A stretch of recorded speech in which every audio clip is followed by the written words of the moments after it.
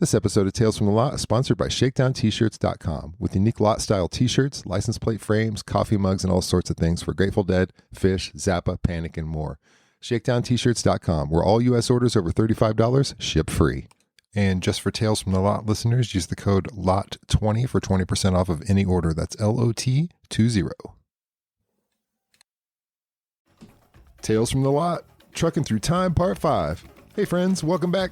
I'm Will, and if you've been sticking with us through this Trucking Through Time series, you know we've covered a lot of miles. We've seen acid tests, the pyramids, and the high-tech tinkering of the early 80s. But today we're entering the big bang of the Deadhead universe. We're talking 1985 through 1989. 85 to 89 is where the pressure cooker really started to whistle. This is the era where the Dead went from being that weird band that your older brother liked to becoming a global phenomenon that ended up on MTV. It's the era of the Great Health Scare, the Great Recovery, and the Great Touchhead Invasion. In these 5 years, the Lot didn't just grow, it mutated. It became a traveling city with its own economy, its own laws, and a rumor mill that moved faster than Jerry's fingers on a good night. So let's get into the years where the bus picked up a few million more passengers and the parking lot became the center of the world.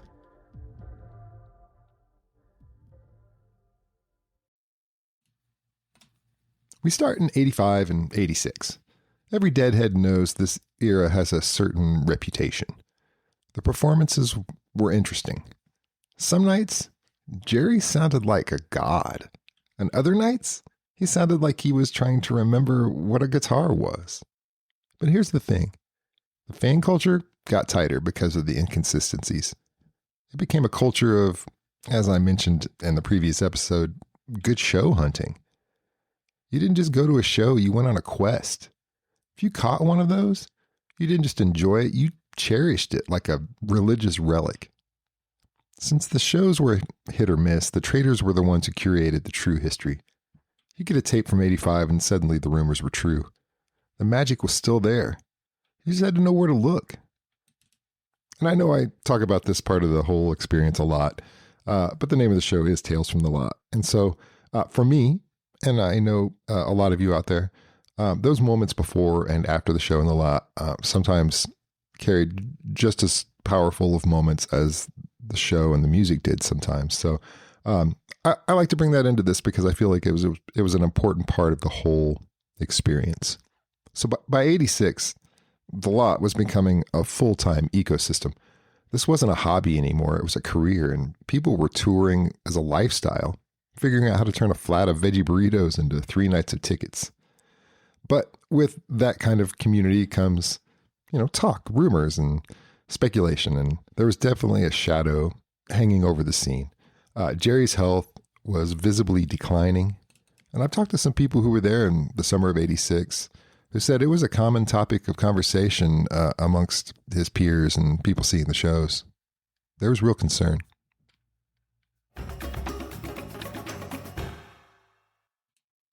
Then came July 86, when Jerry slipped into a diabetic coma. For a few days, the entire community held its breath. But then in one of the greatest miracles in rock history, he came back. And he just didn't come back. He came back with a hit song.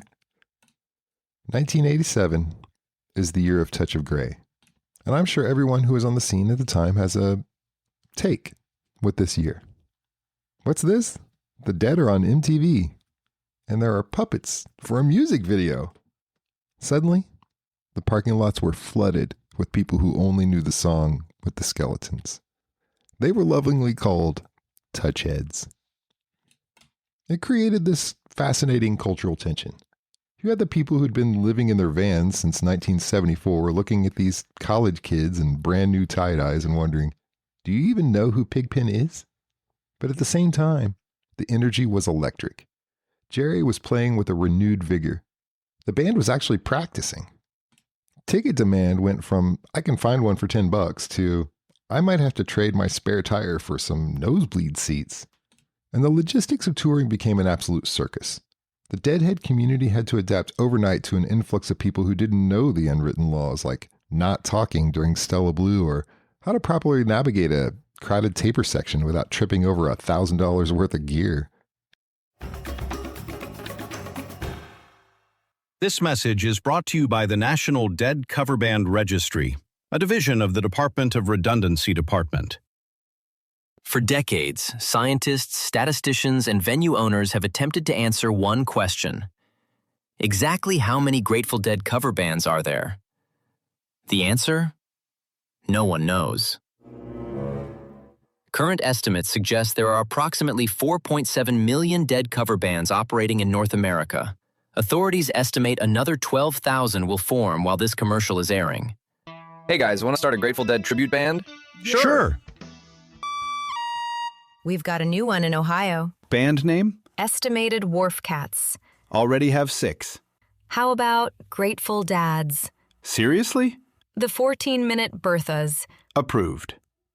Number 847,293. National Dead Cover Band Registry. How may I direct your call? Hi, I'm starting a Grateful Dead band? Of course you are.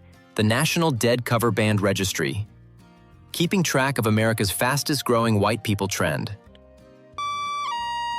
Oh no, another one just formed.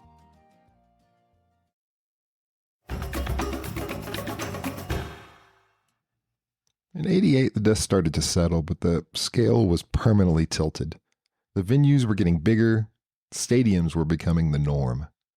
For the longtime fans, there was a real concern about commercialization. Would the family feeling survive 60,000 people every night? But the community did what it always does. It expanded the borders. By 88, the parking lot wasn't just a place to park, it was a destination. The family on the road started to include these multi-generational clans. Parents who saw the Dead in 68 bringing their teenagers who were now obsessed with the band. Tape trading became even more essential here.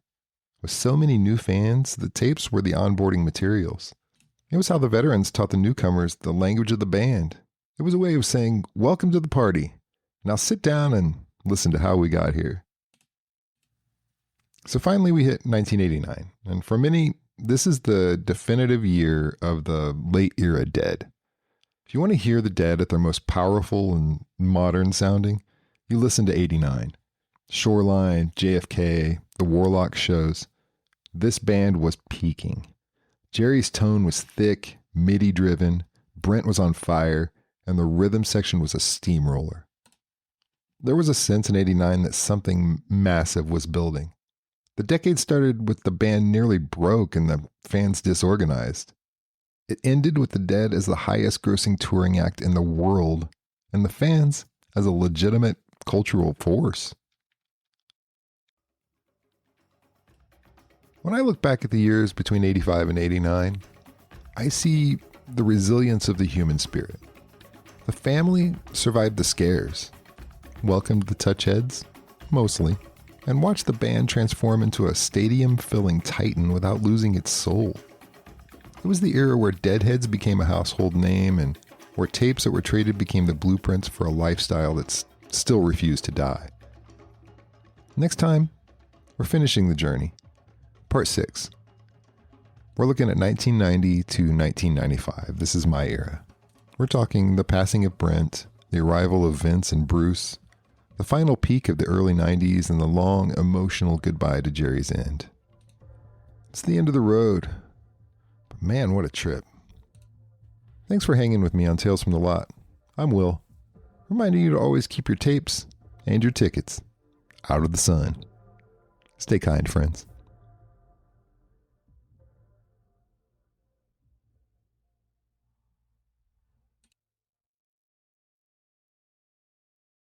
Hey, thanks so much for tuning in. If you enjoyed what you heard today, please consider hitting the subscribe button and leaving a comment. Your feedback and engagement really goes a long way to supporting and growing the show.